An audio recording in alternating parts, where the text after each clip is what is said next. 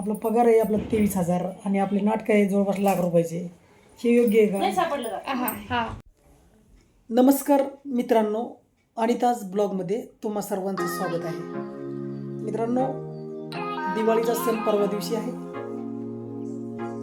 आणि हा सण जो आहे तो सर्वांचा आनंदाचा सण असतो आणि क्षण देखील असतो. दरवर्षी दिवाळीच्या सणाला घरातील जी लहान मुलं असतात त्यांचा आनंद हा वयोवृद्धापेक्षा जास्त असतो, कारण या दिवाळीच्या सणामध्ये त्यांना बऱ्याच गोष्टीची अपेक्षा असते. अपेक्षाचं डोंगर त्यांच्या आपल्यासमोर असते, पण त्यांच्या अपेक्षा साहजिक आहे, त्यांच्या अपेक्षा देखील आपण पूर्ण करायला पाहिजे. बघा, जीवन असं आहे की कधी चढ असतो तर कधी उतार असतो, कधी सुख असतात कधी दुःख असतात. माणसाच्या आयुष्यामध्ये तुम्हाला सगळे क्षण चांगले असतील असा भाग नाही आहे, आणि तसं जर झालं तर तसं होऊ शकत नाही आहे, मग त्या जीवनाला अर्थ नाही आहे. दिदे इकडे बघ, दिदे इकडे बघ. काय पाहिजे बेटा? मला ड्रेस पाहिजे. मग ड्रेस घेऊ ना, आता पैसा नाही सध्या आपल्याकडे. मला पाहिजे. घेऊ आपण ड्रेस. इकडे म्हणत नाही, नंतर घेतो ना. नाही, मला आता पाहिजे. दिवाळी परवा आहे. त्यांना दाखव ना, तुझं तोंड दाखव ना. आता आपण नंतर घेऊ ना, पैसे आपल्यापाशी नाही ना. मला पाहिजे. आज बड्डेला घेतलं पण नाही कपडे. कुणाच्या बड्डेला? माझ्या बड्डेला. आता घेऊ ना आपण, आता पैसे आले की घेऊ आपण. दिवाळीला प्रत्येक सणाला घ्यायचं, यावर्षी काय काय कपडे घेऊ. केवढ्याचा ड्रेस घ्यायचा आहे? 800चा. कितीचा? 800. एवढे पैसे कुठून आणायचे? घ्यायला पाहिजे. तुम्हाला घ्यायला पाहिजे, तुमचा हक्क आहे. घेतो बाबा, पण पैसा कमी आहे आपल्यापाशी यावर्षी. नाही, मग कुठून तरी बजेट करा आणि मला द्या. बजेट कुठून करायचं? बघा तुम्ही, तुम्हाला बजेट करायचं. आता आपला काय येतो का आपला असा हातात पगार 1,00,000-1.5 लाख रुपये येतो की?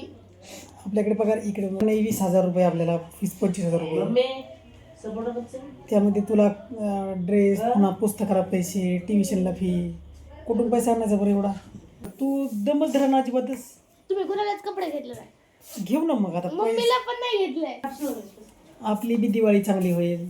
कधी कधी काय? जेव्हा जेव्हा जेव्हा स्वप्न बघा उजेडाला एक दिवशी नक्कीच बघा. तुम्ही तुमच्या सगळ्या इच्छा अपेक्षा पूर्ण होतील एक वेळ. रस्त्यावर बसणारे काही लोक बघा, त्यांचं जीवन उलट आपल्या 4 गुणांनी चांगलं. अरे काही लोक बघा, 10 रुपयासाठी 20 रुपयासाठी वडापाव विकणारे लोक दिवसभर रस्त्यावर स्टँडवर असतात. आपला पेशा असा आहे की आपल्याला तेवढ्या पैशातून आपल्याला भागवायचं आहे. आपला पगार आहे आपला 23,000 आणि आपले नाटक आहे जवळपास लाख रुपयाचे. हे योग्य आहे का? आपल्या लायकीप्रमाणे आपण जगायचं असतं जीवन. आमच्याकडे 1 CR घर आहे. आमच्याकडे गायचं 1 करोडाचं घर आहे, तरी इतके घाण दिवस बघायला लागतात. एक गोष्ट मला पडते, वाईट दिवस. ते 1 करोडचं घर आपलं नाही आहे, बाबाचं आहे.